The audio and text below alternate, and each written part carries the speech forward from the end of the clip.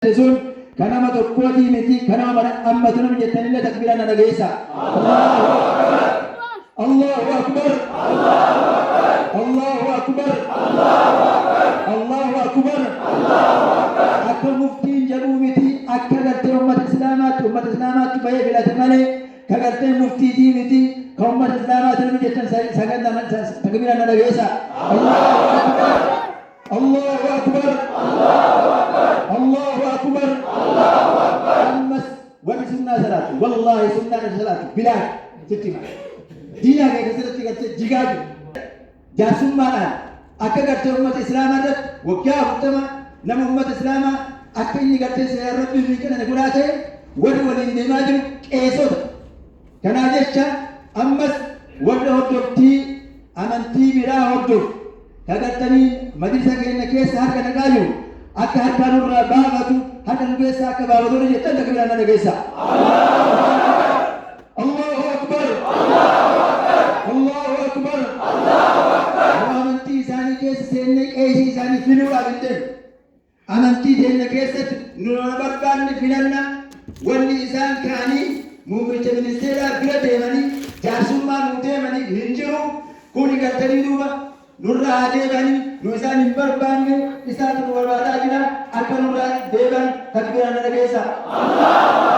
Allahu akbar. Allahu akbar. Allahu akbar. Allahu akbar. Allahu akbar. Allahu akbar. Allahu akbar.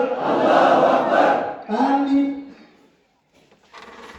wanni amantiin kun waan filannoon kun qaama tokkollee hin qaama ummata islaamaa bara jechuu warra jettanillee takbiiraan na dhageessa. Allahu akbar. Allahu akbar. Allahu akbar. Allahu akbar. Warri ammallee akka ummanni islaamaa wal fixuuf labsii labsaa jirullee yoo nurraa akka deeban taate yoo isaanii gartee kagaltee nurraa deeban taate nurraa akka deebanii amma nuti rabbii keenya iyyannaa akka rabbii isaan nurraa deebisu takbiiraan na dhageessa. Allahu akbar. Allahu akbar. Allahu akbar. Allahu akbar. Allahu akbar. Gariin habashii ka gartanii qabsoonii irraa jiisini ka dhokattee akka waan gartanii biyya gara dhokattee boma mataan hin duwwee taate amma amantii keenya waliin dhabuudhaaf deemtullee yaa rabbi nurraa deebisi. Yaa rabbi nurraa deebisi. Ammas sanillee takbiiraan na dhageessa.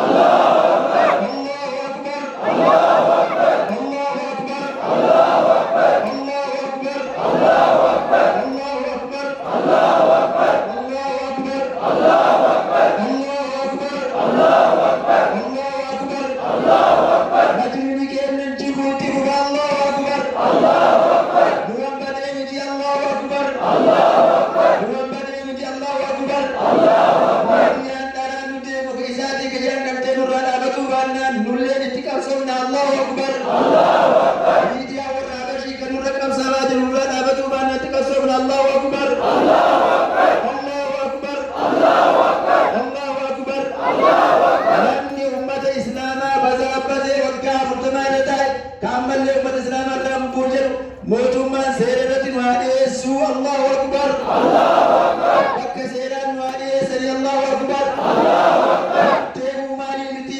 amma seeraan nu dhiyaatu qaba. Ummata islaamaa waliin nagee wal nyaachisee haga yeroo ammaa mootummaa fi ummata islaamaallee wal shakkisiisee jedhe akka seeraan nu dhiyaatu jechuu rabbii keenyatti illee ni manna baadasanii ammoo mootummaa jechuutu illee himna.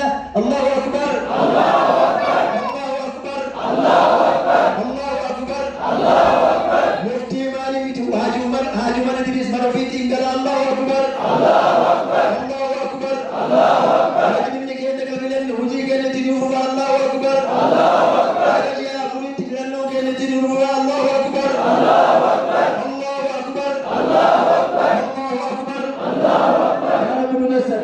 Amin. Ya Rabbi munassar. Amin. Ya Rabbi munassar. Amin. Ya Rabbi munassar. Amin. Ya Rabbi munassar. Amin. Ya Rabbi deebisin. Ya Rabbi deebisin. Ya Rabbi deebisin. Ya Rabbi